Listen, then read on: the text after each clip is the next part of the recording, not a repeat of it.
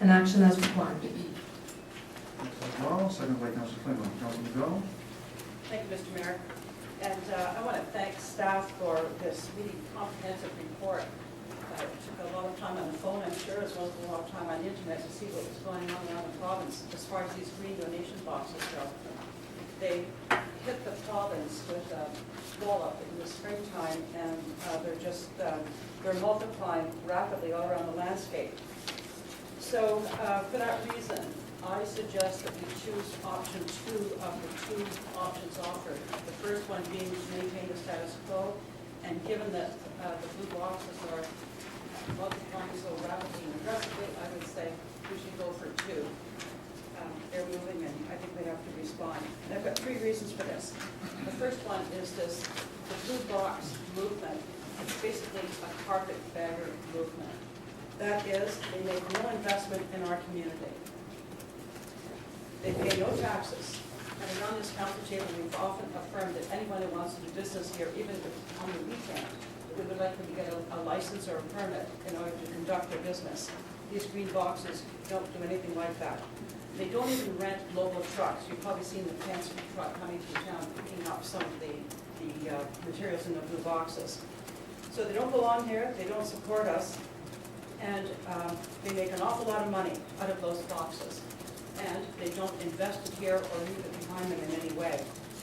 The second reason I object to the boxes, and I hope that we would go for option 2, which is to regulate and force them to license themselves, is that they destabilize the work done by our local charities.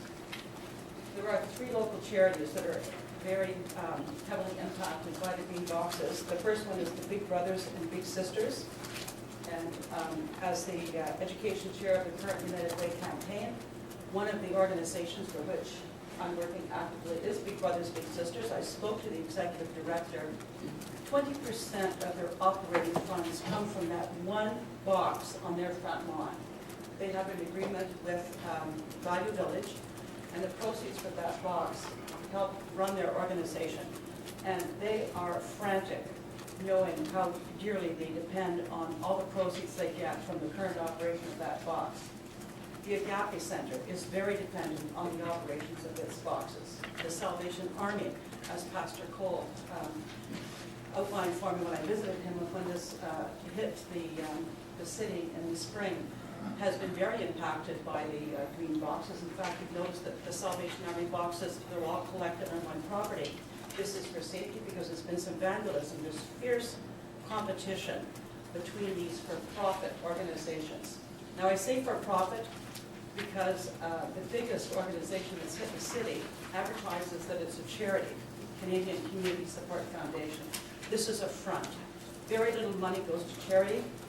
And in fact, I have to tell you that I did some research to see what charities have profited. I wasn't able to conclusively nail down whether or not the United Way in Ottawa received $21,000 or not.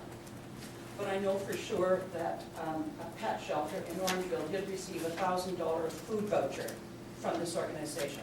So even if they have money, and even if they're giving it to charities, they're not giving it to local charities.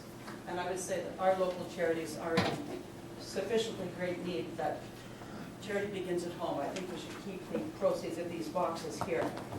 So they siphon off the resources that our charities depend on, and I think we should make it difficult for them to operate. And I guess I've concluded that, and I hope my colleagues would see the wisdom of us regulating these boxes and forcing them to get licenses. I like all the points suggested by administration. I numbered the paragraphs, they weren't numbered, but I think there's just one that should be more finely tuned, and that is that we should indicate whether or not they're profit or for profit. I think we should go a little bit farther, and we should indicate whether or not, if they are giving anything to a charity, that the charity be listed, because it's important that they are supporting a charity, it be a local charity, I think. So I support option 2, and I hope my colleagues will do so. Thank you.